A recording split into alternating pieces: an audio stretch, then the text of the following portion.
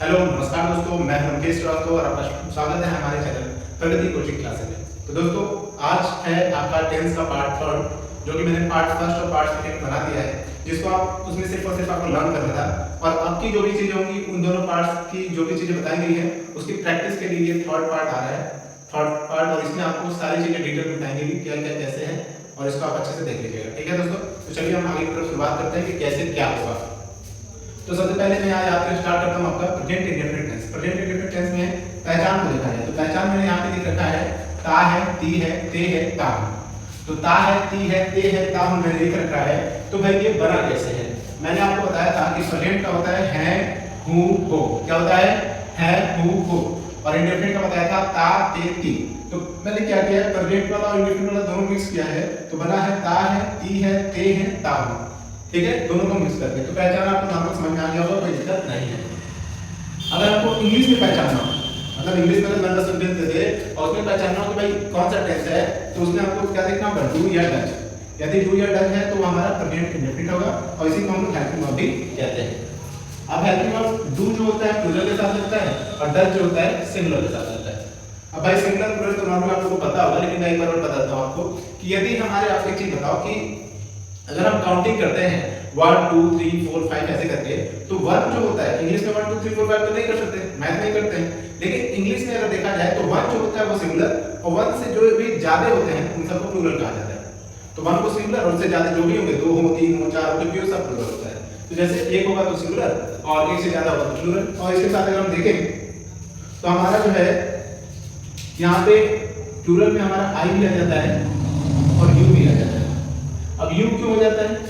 क्योंकि यू जो है तो देखो, इसमें मतलब तुम, एक आदमी बोलो तुम, तो वो तो सिंगुलर है, लेकिन मैं बोलते तुम लोग, तो तुम का भी यू होगा, तुम लोग का भी यू होगा, इसलिए यू को हम प्लूरल कर देते हैं।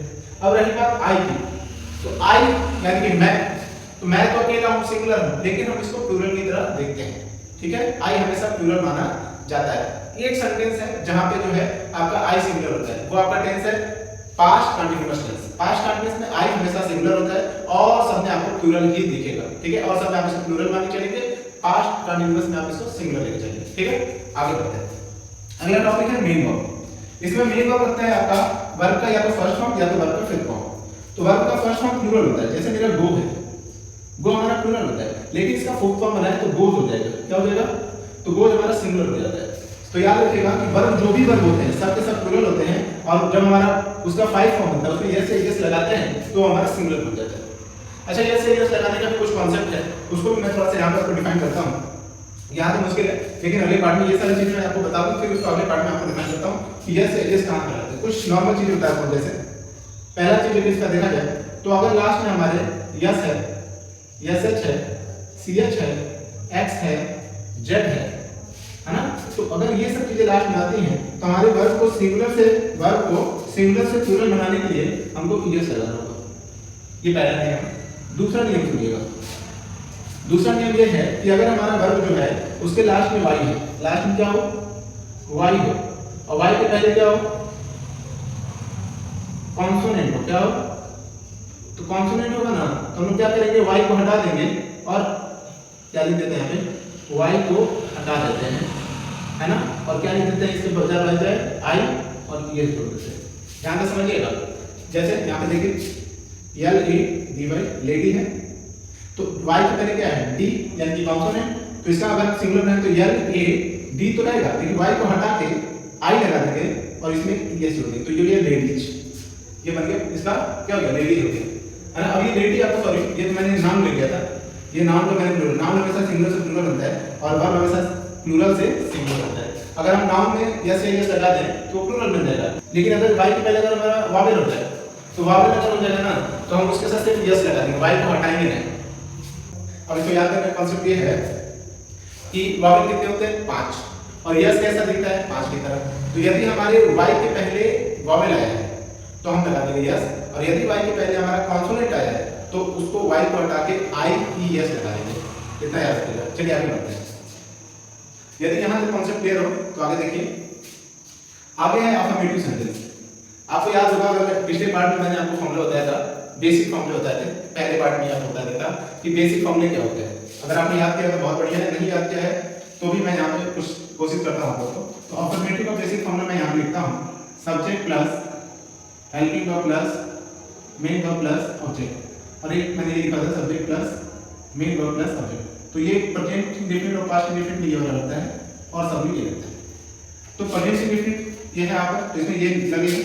तो आप यहाँ पे देखिएगा यहाँ पे आपको दिख रहा होगा कि सब्जेक्ट है, तो यहाँ पे सब्जेक्ट लगेगा, मेन वर्ब है। आप बताओ मेन वर्ब में फर्स्ट फॉर्म भी और फिफ्थ फॉर्म भी, तो सिंगुलर होगा तो फिफ्थ फॉर्म लगा देंगे, प्लूरल होगा तो फर्स्ट फॉर्म लगा देंगे, और इसके बाद ऑब्जेक्ट लगा देंगे, ये अफर्मेटिव आपका डन है। ठीक। नेगेटिव में देख लीजिए, नेगेटिव में थोड़ा सा चेंजिंग होता है। चेंजिंग क्या होती है भाई, देखो नेगेटिव का बेसिक फॉर्म मैंने लिखवाया था आपको, ये वाला ना लिखा मैंने ऐसे लिखवाया था, subject plus helping verb plus not plus main verb plus object. अब इससे देखो इसी बेसिक फॉर्मूले को मैं प्रेजेंट इंडेफिनिट का सारे सेंटेंस का जो है फॉर्मूला मैं इसी बेसिक फॉर्मूले में बताऊंगा। यदि आपको बेसिक फॉर्मूला याद है तो सारा बन जाएगा। सब्जेक्ट है, सब्जेक्ट लगा दिया, हेल्पिंग वर्ब देखिए, हेल्पिंग वर्ब क्या रहेगा, डू या डज रहेगा, डू या डज लगा दिया, उस पर क्या लगाना है, नॉट लगाना है, उस पर क्या लगाना है, मेन वर्ब। मेन वर्ब कौन सा फॉर्म, अब याद रखिए जब तक हमारा अफर्मेटिव था तो V1 और V5 दोनों लगता था, लेकिन जैसे नेगेटिव जाएगा वहां पर मेन वर्ब का फर्स्ट फॉर्म लगेगा, उसका सब्जेक्ट लगेगा। देखते जाइए बच्चों, इतना आसान तरीके से। चलिए यहाँ देखिए, यहाँ पे देखते हैं जो इंट्रोगेटिव है, यदि हेल्पिंग वर्ब से स्टार्ट होता है तो आपको बेसिक फॉर्मूला क्या लिखा गया था, देखिए यहाँ पे आपको बेसिक फॉर्मूला लिखा गया था, helping verb plus subject plus main verb plus object और प्लस इसके साथ क्वेश्चन मार्क लिखा गया था। तो इसी फॉर्मूले पे हम यहाँ बनाएंगे, हेल्पिंग वर्ब है, यहाँ पे हेल्पिंग वर्ब होगा, हेल्पिंग क्या हो गया, डू या डज होगा, फिर क्या है सब्जेक्ट है, हम सब्जेक्ट लगा देते हैं, फिर क्या है मेन वर्ब है, तो मेन वर्ब का फर्स्ट फॉर्म लग जाएगा, फिर क्या है ऑब्जेक्ट है, हम ऑब्जेक्ट लगा देंगे, और फिर बोला क्वेश्चन मार्क, हम क्वेश्चन मार्क लगा देंगे, जैसे बोला वैसे लगा देंगे। ठीक। अब अगर हमें डब्ल्यू स्टार्ट में आता है, डब्ल्यू से स्टार्ट का मतलब आपको बताया वाले पार्ट में कि व्हाट, व्हाई, व्हेन, वेयर, ये सब आप जब भी इससे स्टार्ट होता है तो वहां पे क्या करेंगे, वहां पे देखिए वहां पे कुछ चेंजिंग देखिए, थोड़ी चेंजिंग हो जाती है। इस हेल्पिंग वर्ब के पहले हमारा वो डब्ल्यू लग जाता है, जिसको हम लोग क्वेश्चन वर्ड भी कहते हैं, जिसको हम क्या कहते हैं, क्वेश्चन वर्ड कहते हैं। जैसे यहां पे लगा देंगे question word plus helping verb do या does plus subject plus main verb का first form plus object plus question. देखिए कितना आसान है। और जैसे हमारा इंट्रोगेटिव प्लस नेगेटिव आ जाता है तो चेंजिंग थोड़ी बहुत चेंजिंग होती है, यहाँ पे आपका नॉट आ जाता है, फिर मेन वर्ब फिर ऑब्जेक्ट प्लस क्वेश्चन, बस नॉर्मल से चीजें आप थोड़ी थोड़ी चीजें बस। और बेसिक फॉर्मूला बहुत आसान है बच्चों, बेसिक फॉर्मूला इंट्रोगेटिव का अगर याद हो गया तो इंट्रोगेटिव प्लस नेगेटिव आसान है, इंट्रोगेटिव में हेल्पिंग वर्ब याद हो गया तो उसके पास क्वेश्चन वर्ड पहले लगा दो तो भी आंसर हो जाएगा। सोचो कितना आसान है, टेंस बहुत आसान है, यदि हम याद करें तब ना। सिर्फ 3 चीज आप याद करोगे, मैं सारा यहाँ पे कॉन्सेप्ट बता रहा हूँ, सारी चीजें क्लियर हो जाएंगी, आपको टेंस का कोई दिक्कत ही नहीं होगा, सारी प्रॉब्लम आप कंफर्म क्लियर कर लोगे, एक एक टेंस आप सॉल्व। मैं यहाँ पे आपको कोशिश है बस जितना टेंस करा सकूं उतना करा दूंगा, और आपको जो भी सेंटेंस का प्रॉब्लम आता है कमेंट में जरूर करिएगा, उस सेंटेंस की प्रॉब्लम को भी मैं आपको समझा दूंगा कैसे क्या होगा। ठीक है, यहाँ देखते हैं, यहाँ पे देखिए अगर क्या है इंट्रोगेटिव प्लस नेगेटिव सेम चीज, हेल्पिंग वर्ब से स्टार्ट होता है तो डू डज से स्टार्ट करते हैं, उसके बाद हम सब्जेक्ट लगाते हैं, इसमें बस ये होता है सब्जेक्ट में नॉट आ जाता है, फिर गिवन फिर ऑब्जेक्ट क्वेश्चन, सेम चीज। ये क्या आसान है, यहाँ देखिए यहाँ पे हमारा डू डज नहीं होता है, पहले हमारा क्वेश्चन वर्ड होता है, फिर डू या डज होता है, फिर सब्जेक्ट होता है, फिर नॉट होता है, फिर गिवन होता है, फिर ऑब्जेक्ट होता है, क्वेश्चन होता है। बताइए कितना टफ डिफिकल्ट है, डिफिकल्ट है, बिल्कुल भी डिफिकल्ट नहीं है। यदि हम चाहें तो कुछ भी हो सकता है, यदि हम चाहें तो अच्छे से चीजों को क्लियर कर सकते हैं। ठीक है, अब चलिए हम कुछ सेंटेंस को देखते हैं कि प्रेजेंट इंडेफिनिट में सेंटेंस कैसे सॉल्व होंगे। ठीक है, आगे बढ़ते हैं। तो चलिए देखते हैं सेंटेंस को। सेंटेंस पहला हम लेते हैं, पहला सेंटेंस लेते हैं कि सबसे सिंपल ले लेते हैं पहले, वह जाता है। अब इस सेंटेंस को बनाने के लिए सबसे पहले लास्ट वाली चीज को देखेंगे, तो लास्ट वाली चीज हमको क्या देता है, और आपने याद किया है जिसके अंत में है वो आते हैं वो प्रेजेंट कहलाते हैं। तो बताइए ये प्रेजेंट हो गया। अब इसके पहले देखिए यहाँ पे क्या है, ता, तो आपने ये भी याद किया है जिसके अंत में ता के टी हो वो इंडेफिनिट कहलाता है। तो ता हमने देखा प्रेजेंट इंडेफिनिट, तो प्रेजेंट इंडेफिनिट टेंस है। अब आप ये सोचोगे कि सर प्रेजेंट इंडेफिनिट टेंस में हेल्पिंग वर्ब लगता है डू या डज, मेन वर्ब लगता है मेन वर्ब का फर्स्ट फॉर्म या मेन वर्ब का फिफ्थ फॉर्म। अगर ऑटोमेटिक हो तो फिफ्थ फॉर्म भी लगाया जाता है सिंगुलर के साथ। फिर कहोगे सर अफर्मेटिव का बेसिक फॉर्मूला क्या होता है, उसको यहाँ पे देखिए, तो सब्जेक्ट होता है, फिर हमारा यहाँ पे इसमें हेल्पिंग वर्ब नहीं होता है प्रेजेंट इंडेफिनिट का अफर्मेटिव में, और पास्ट इंडेफिनिट का अफर्मेटिव में हेल्पिंग वर्ब नहीं होता है, तो सब्जेक्ट प्लस V1 या V5 प्लस ऑब्जेक्ट। तो सब्जेक्ट हमारा है ही, जो काम को करता है वो सब्जेक्ट कहलाता है। जैसे वह जाता है तो वह जा रहा है ना, तो वह सब्जेक्ट हो गया। V1 या V5, वह सिंगुलर है तो V5 करेंगे, गो V5 के रेडियस गोज, बस हमारा सिंपल खत्म। समझ में आया? आसान है। अच्छा आपको इसका थोड़ा सा इतना आसान तो हमको आता है, थोड़ा डिफिकल्ट भी है, चलिए डिफिकल्ट सेंटेंस लेते हैं। वह अपने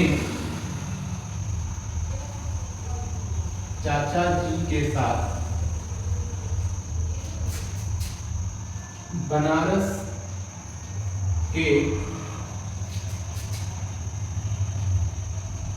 कंपनी में काम करता है। अब बताइए, ये सेंटेंस तो छोटा नहीं है ना, ये तो बहुत बड़ा बना दिया। अब इसको कैसे सॉल्व करेंगे? तो देखिए बच्चों, आपको नॉर्मल आपको याद रखना है कि भाई सेंटेंस के अंदर देखिए ये सेंटेंस है कौन सा। आपने देखा होगा अपने चाचा जी के साथ बनारस के कंपनी में काम करता है, तो आपने देखा ना कहीं नहीं दिख रहा, कोई नहीं शब्द भी नहीं दिख रहा, और कहीं पे कोई क्वेश्चन वर्ड नहीं दिखा, क्या क्यों कैसे कब कहां। तो कहोगे सर ये तो साधारण है, सिंपल है, यानी कि अफर्मेटिव है। पहले तो अफर्मेटिव समझ गए, लेकिन यहाँ देखिए है तो प्रेजेंट हो गया, ता से इंडेफिनिट हो गया, तो ये प्रेजेंट इंडेफिनिट का अफर्मेटिव है, प्रेजेंट इंडेफिनिट का अफर्मेटिव है। अभी आपने फॉर्मूला लिखा था सब्जेक्ट प्लस V1 या V5 प्लस ऑब्जेक्ट। सब्जेक्ट इसमें जो काम कौन कर रहा है, वह कर रहा है, तो वह सब्जेक्ट हो जाएगा ही। V1 या V5 लगाना, काम करना, करना का होता है डू, तो बताइए सिंगुलर है तो क्या लगेंगे ईएस, डज, डू मिस करना होता है, ये डू हेल्पिंग वर्ब वाला नहीं, डू मिस करना होता है, ठीक है। डू मिस का होता है करना, तो करना का डज, और क्या करते हैं वर्क। आपको मतलब यहाँ तक तो हो गया, ये वर्क आपका क्या हो जाएगा, ऑब्जेक्ट हो जाएगा। अब जब ऑब्जेक्ट के बाद जो भी चीज होती है ना, उसे हम अदर वर्ड कहते हैं, क्या कहते हैं, अदर वर्ड कहते हैं। देखिए ऑब्जेक्ट में बड़ा मिल जाएगा, इसके बाद वाले जो भी ऑब्जेक्ट है सब बड़े हैं, तो देखिए बड़े कैसे हैं, देखिए द वर्क, वर्क तो करता है आप किसके साथ, विथ हिज अंकल,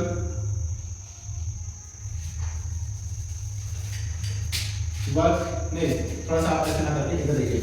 अब यहाँ तक आपका हो गया ना, ऑब्जेक्ट आपने कर लिया, अब देखिए करता है, अब यहाँ से पीछे आएगा, यहाँ से पीछे आएगा, ऐसे करके यहाँ तक आएगा, ठीक है। अब देखिए तो काम करता है, काम तक हो गया, इन वाराणसी, बनारस में, सॉरी इन, सॉरी इन।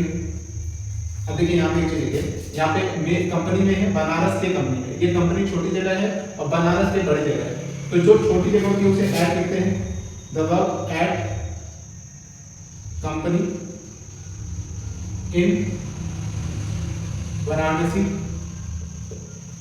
ठीक है। यहाँ देखिए he does the work at company इन बनारसी, किसके साथ, विथ। अब देखिए ही के लिए अपना के लिए हिज लगता है, ही के लिए अपना के लिए क्या लगता है, हिज अंकल। समझ में आया बच्चों? एक बार और पसंद है, ध्यान से देखिएगा। वह अपने चाचा जी के साथ बनारस की कंपनी में काम करता है से प्रोजेक्ट हो गया, ता से इंडेफिनिट हो गया। ये हमने देखा इसके अंदर ना ही कोई नहीं शब्द है और ना ही कोई क्वेश्चन वर्ड है, इसलिए आपका अफर्मेटिव है। अफर्मेटिव का बेसिक फॉर्मूला होता है सब्जेक्ट प्लस V1 या V5 प्लस ऑब्जेक्ट। तो सब्जेक्ट हमारा ही हो गया जो काम को कर रहा है, करना का होता है डू, तो हमने सिंगुलर के अनुसार यहाँ पे V5 लगा दिया, क्या करता है भाई, काम करता है। अब यहाँ तक हो गया ना, अब पीछे से सेंटेंस कह जाते हैं, वर्क हो गया तो एट कंपनी, जो काम करता है, अब काम करता है तो समझ में क्या है, कहाँ करता है, प्रश्न बना ना। जैसे मैंने देखा काम करता है तो क्या करता है, यहाँ ध्यान से देखिएगा, करता है तो क्या करता है, काम, और जब काम करता है तो कहाँ करता है, प्रश्न बन रहा है ना, तो कहाँ करता है, एट कंपनी, और ये कंपनी कहाँ है, इन बनारस, इन बनारस, और किसके साथ करता है, विद हिज अंकल। समझ में आया बच्चों? ऐसे बड़े बड़े सेंटेंस को अगर हमारा सेंटेंस कुछ ऐसा आ जाए, क्या हम लोग तुम्हारे भाई की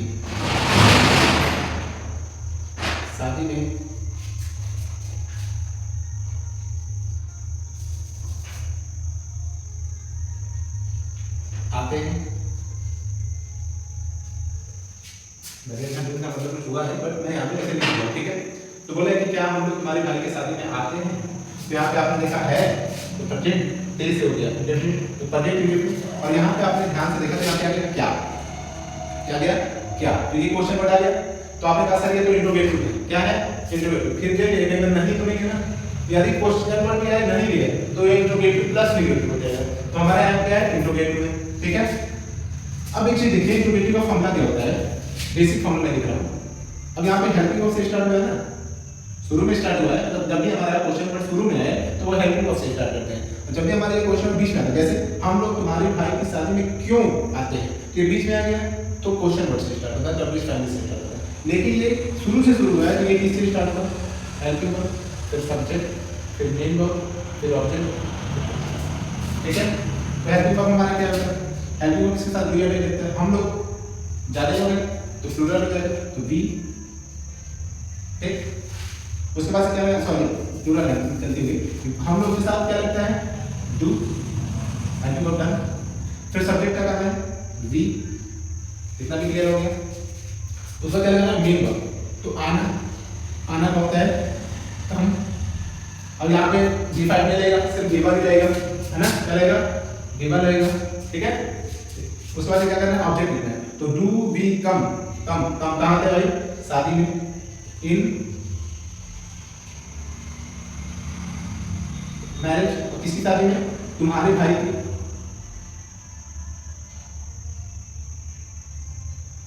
ऑफ योर ब्रदर, क्लियर है। और एक सबसे इंपॉर्टेंट चीज जो कि यहाँ नहीं लिखी गई है वो है क्वेश्चन मार्क, क्या है क्वेश्चन मार्क, ठीक है।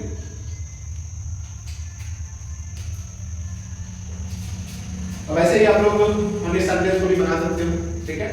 ये आपका प्रेजेंट इंडेफिनिट को मैंने पूरा बता दिया है, यहाँ पे आपको अफर्मेटिव सेंटेंस, यहाँ पे भी अफर्मेटिव सेंटेंस और यहाँ पे हमने इंट्रोगेटिव बना दिया है। यदि इसको इंट्रोगेटिव प्लस नेगेटिव बनाना है तो क्या हो जाता है, क्या हम लोग तुम्हारे भाई की शादी में नहीं आते हैं, इंट्रोगेटिव प्लस नेगेटिव रहता है। अगर आपको क्वेश्चन वर्ड रहता तो हम लोग तुम्हारे भाई की शादी में क्यों नहीं आते, बस। और बेसिक फॉर्म की वजह से हमारा ये सब हो जाता है।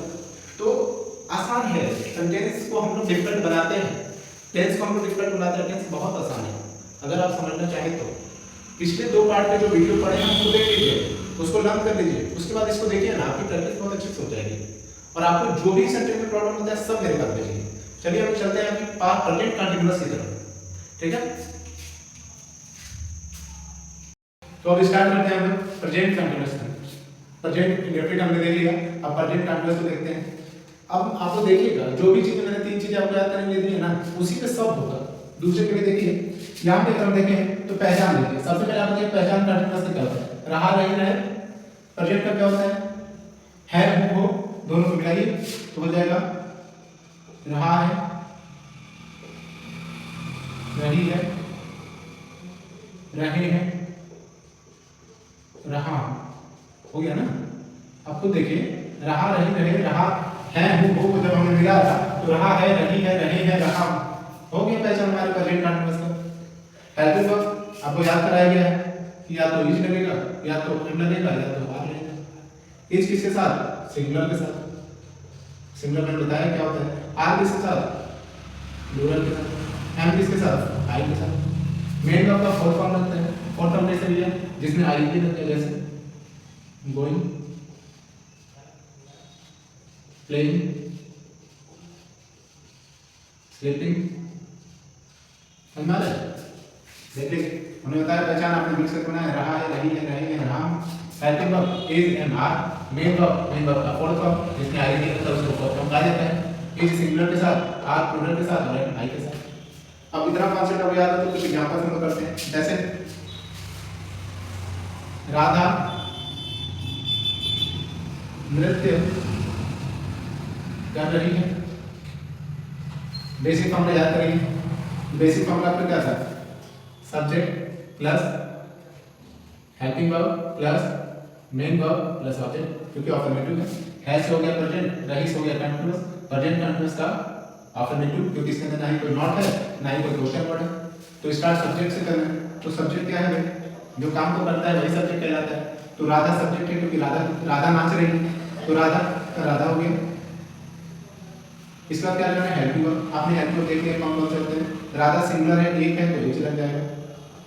उसके बाद से क्या है, मेन वर्ब। तो मेन वर्ब राधा क्या कर रही है, डांस कर रही है, यहाँ पे लिखेंगे डांस, और इसमें क्या लग जाएगा, आईएनजी। Radha is dancing. बताइए क्या डिफरेंट है आपको कैसा लगे। तो छोटा सेंटेंस है, थोड़ा बड़ा करिए, तो चलिए बड़ा कर देते हैं। मोहन अपने पिता के लिए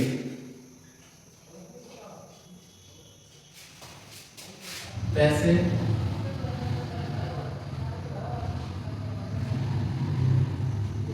क्यों नहीं कमा रहा है। ठीक है, तो आप सबसे पहले तो सर इसको पहचानते हैं, कैसे पहचानेंगे।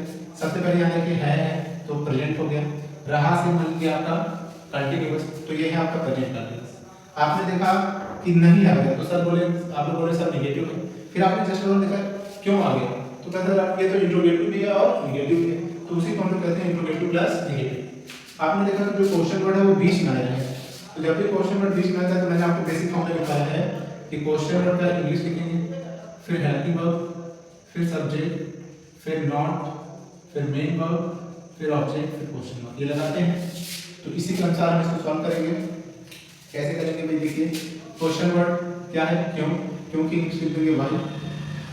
हेल्पिंग वर्ब का इनके बाद में से कोई रहेगा, तो सब्जेक्ट को पहले देखेंगे, मोहन यही कमा रहा है ना पैसा, तो मोहन को काम को करे तो मोहन सब्जेक्ट हो जाएंगे, तो मोहन एक है सिंगुलर है, तो क्या लगेगा, इजी लगेगा, वाई मोहन के लिए मोहन कर देंगे।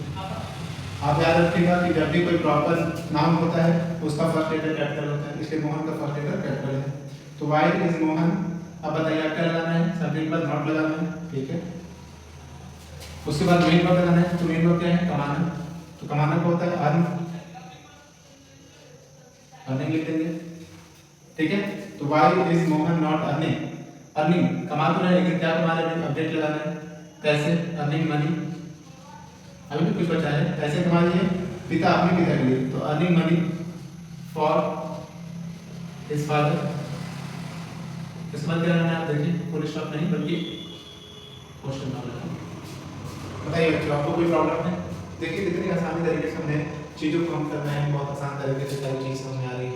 प्रेजेंट कंटीन्यूअस देखिए आपने देख लिया, प्रेजेंट इंडेफिनिट देख लिया, ठीक है ना। अब हम लोग चलते हैं, पढ़ते हैं प्रेजेंट परफेक्ट की तरफ। देखिए कोई दिक्कत नहीं है, आपको सिर्फ और सिर्फ 3 चीज़ें याद करनी है, प्रेजेंट पहचानने का तरीका, पास्ट पहचानने का तरीका, फ्यूचर पहचानने का तरीका, इंडेफिनिट पहचानने का तरीका, कंटीन्यूअस पहचानने का तरीका, परफेक्ट पहचानने का तरीका और परफेक्ट कंटीन्यूअस पहचानने। ये तो पहचान हो गया, ठीक है। फिर आपको क्या पहचानना, फिर आपको क्या याद करना है, helping verb, main verb.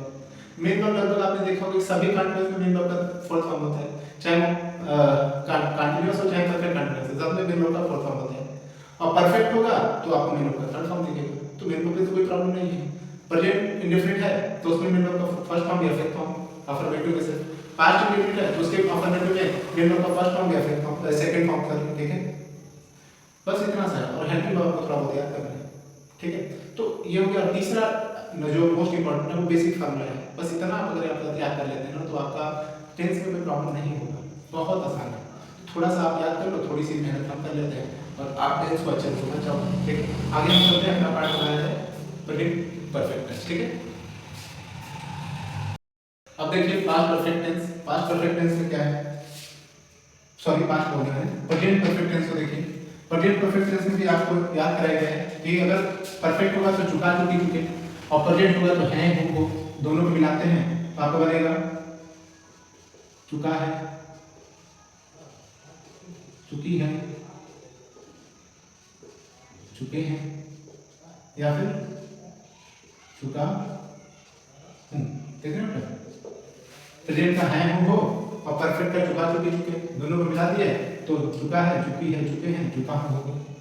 Helping verb आपको बोले याद कर लीजिएगा, इसमें हेल्पिंग वर्ब दो लगते हैं, एक हैज लगता है और एक हैव लगता है। तो हैज किसके साथ लगता है, हैज जो होता है वो किसके साथ, और हैव जो है वो किसके साथ। तो आपको पता होगा कि हैज जो होता है वो सिंगुलर होता है और हैव जो होता है प्लूरल के साथ होता है, ठीक है। मेन वर्ब का कौन सा फॉर्म लगता है, यहाँ पे मेन वर्ब का थर्ड फॉर्म लगता है। जैसे गो का थर्ड फॉर्म होता है कौन, कम का थर्ड फॉर्म होता है कम, ठीक है। ऐसे बहुत सारी चीजें हैं। जैसे रन का भी थर्ड फॉर्म होता है रन, प्ले का थर्ड फॉर्म होता है प्लेड, है ना। तो ये थर्ड फॉर्म हमको याद करना पड़ेगा, ये जो थर्ड फॉर्म है ना हमको याद करना पड़ेगा। सेकंड फॉर्म और थर्ड फॉर्म याद करना पड़ता है। फिर तो उनके लिए कुछ कॉन्सेप्ट मैंने आपको प्रेजेंट इंडेफिनिट बता दिया है, और प्रेजेंट परफेक्ट में जो है मैं आपको जो V2 और V3 का जो कॉन्सेप्ट है वो याद करना पड़ेगा। और भाई V4 में जो है बस आईएनजी लगा तो V4 मिल जाता है, ठीक है। और जो फॉर्म है तो अब इसमें आगे देखते हैं कि हमने सेम वही आपको एग्जांपल दे दिया, तो उसमें लास्ट में चेंजिंग हुई है, जहां रहा है रहा रही है था हमने चुकी है कर दिया है। तो इसको हम लोग सॉल्व करते हैं। तो आपका फॉर्मूला बनता है, अब देखिए यहाँ पे है तो प्रेजेंट, चुकी आ गया तो परफेक्ट, तो प्रेजेंट परफेक्ट है, और इसमें अफर्मेटिव है तो इसका अफर्मेटिव का फॉर्मूला बेसिक वाला फॉर्मूला है। देखिएगा इसके अंदर सब्जेक्ट लगाना है तो सब्जेक्ट को इरादा, हेल्पिंग को लगाना है तो हेल्पिंग को या तो है तो राधा एक है तो है, मेन वाला लगाना है डांस करना तो डांस DANCE डांस, यहाँ फुल स्टॉप। कोई दिक्कत नहीं है, सेंटेंस बहुत आसान है, आप बनाओ तो सही, आप सीखो तो सही। यहाँ देखिए है प्रेजेंट, चुका परफेक्ट तो प्रेजेंट परफेक्ट, नॉट आ गया तो नेगेटिव, क्वेश्चन वर्ड आ गया तो interrogative plus negative, question word बीच में आया है तो क्वेश्चन वर्ड से स्टार्ट होगा, अगर पहले आया होता तो हेल्पिंग वर्ब से स्टार्ट होता। देखिए बहुत आसान है। तो क्वेश्चन वर्ड क्योंकि इंग्लिश लिख दीजिए, फिर हेल्पिंग वर्ब लगाना है तो मोहन अकेला है सिंगुलर है तो हेल्प लग जाएगा, मोहन ने ये आप देख लीजिए मोहन सब्जेक्ट हो गया जो काम कर रहा है। कमाना है, कमाना का होता है अर्न होता है थर्ड फॉर्म। बहुत सी चीजों में ईडी लगा के सेकंड फॉर्म थर्ड फॉर्म बनाया जाता है, लेकिन सब में ऐसा नहीं है। देखिए यहाँ पे गो का गॉन हो गया, कम का कम हो गया, रन का रन, प्लेट में बस राइट ईडी लगा, इन सब में नहीं लगा। तो किसी में क्या होता है कि सेम हो जाता है, किसी में ईडी लगा तो किसी को याद करना पड़ता है, तो कुछ चीजें हैं उसको याद करना पड़ेगा आपको। तो अर्न हो गया, अर्न कमा कर रहे हैं मनी, किसके लिए, फॉर हिज फादर, ठीक है। यहाँ पे आपका क्वेश्चन, ठीक है। प्रेजेंट परफेक्ट टेंस आपको समझ आ गया होगा, ठीक है। अब हम लोग चलते हैं प्रेजेंट परफेक्ट कंटीन्यूअस की तरफ। तो आप स्टार्ट करते हैं हम लोग present perfect continuous tense. Present perfect continuous same वैसे ही होता है जैसे और जो भी सेंटेंस पढ़े हैं, सेम वैसे ही आपको प्रेजेंट परफेक्ट कंटीन्यूअस लिखेगा। जैसे इसमें हम देख लेते हैं पहचान, तो पहचान आपको पता है प्रेजेंट का होता है वो, और परफेक्ट कंटीन्यूअस अभी मैंने लिखा है रहा रही रहे। तो यहाँ पे आप देख सकते हैं दोनों को मिक्स करके, रहा है रही है रहे हैं, ठीक है, रहा हूं, ये सब आपके इसकी पहचान हो जाएंगे, ठीक है। हेल्पिंग वर्ब की बात करें तो हेल्पिंग वर्ब आपको क्या लगता है, हैज या हैव, और साथ में आपका लगता है बीन, हैज भी लगाइए या हैव भी लगाइए। मेड वर्ब में आपका लगता है वर्ब का फोर्थ फॉर्म, आपको बताया गया था चाहे वो कंटीन्यूअस हो चाहे वो परफेक्ट कंटीन्यूअस हो, मेड वर्ब का आपका फोर्थ फॉर्म ही लगेगा, ठीक है। आगे की तरफ देखिए, हैज आपको पता है परफेक्ट बताया मैंने, ये हैज सिंगुलर के साथ लगता है, और हैव आपका प्लूरल के साथ लगता है। सिंगुलर मतलब एक होता है और प्लूरल मतलब होता है एक से अधिक। अब यहाँ पे दो चीजें बढ़ जाती हैं, एक सिंस और एक फॉर सॉरी। तो सिंस जो है वो निश्चित समय के लिए होता है, किसके लिए होता है, निश्चित समय के लिए। अब ये निश्चित समय क्या होता है, क्योंकि अभी सेंटेंस में बताऊंगा तो आपको समझ आएगा। निश्चित समय होता है जैसे कि सोमवार से, ठीक है, ठीक है, बचपन से,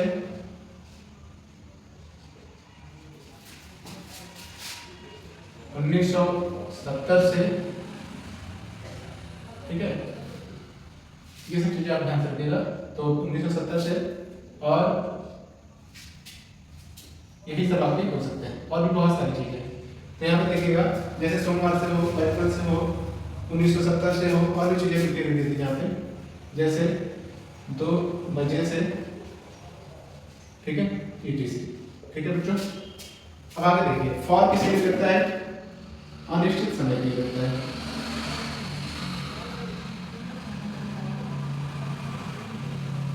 अब अनिश्चित समय क्या होता है, जैसे कल से 2 दिनों से 10 सालों से 5 घंटे से इत्यादि। तो जब भी आपके इस सेंटेंस में अगर ये सारे वर्ड आते हैं तो उनके साथ सिंस लगाएंगे, और ये आते हैं तो उनके साथ फॉर लगाएंगे। ठीक है, चलिए आगे देखते हैं, कुछ एग्जांपल देते हैं। जैसे कि रोहन मंगलवार से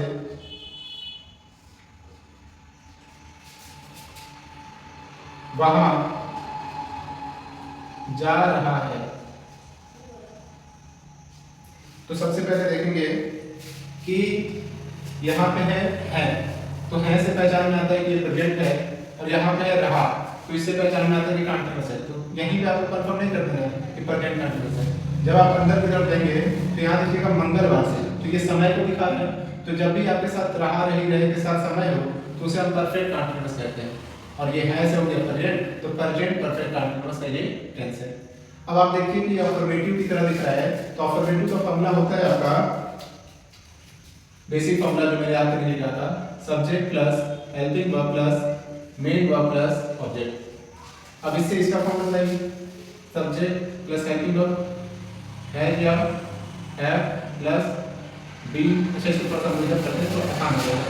चलिए यही करते हैं, सब्जेक्ट प्लस हैज या have plus be. Main verb का कौन सा फॉर्म लगेगा, फोर्थ फॉर्म प्लस ऑब्जेक्ट। इसमें थोड़ी सी चीज इंक्लूड होती है, ऑब्जेक्ट बाद प्लस सिंस या फॉर लगाते हैं, और जो वक्त हमारा दिया रहता है उस वक्त को लगा देते हैं टाइम।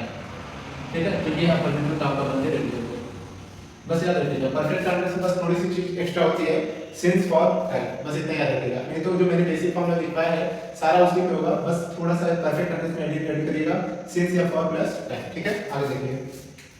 तो आगे इसको हम बनाते हैं, सब्जेक्ट कितना है, सब्जेक्ट को होता है तो काम को करता है। तो रोहन जा रहा है ना, तो यहाँ पे हो जाएगा रोहन। ठीक, हैज या हैव लगाना है। रोहन अकेला है तो हैज होगा क्योंकि सिंगुलर के साथ लगता है। उसके बाद लगाना है बीन, तो बीन लगा देंगे। जाना का होता है गो, और वर्ब का फोर्थ फॉर्म लगाना है तो लगा देंगे गोइंग। कहाँ जा रहा है, वहां, तो हो जाएगा देयर। और मंगलवार यानी कि आप देखिए सोमवार लिखा है यानी कि सिंस लगना चाहिए, तो सिंस। मंगलवार को क्या होता है, ट्यूसडे।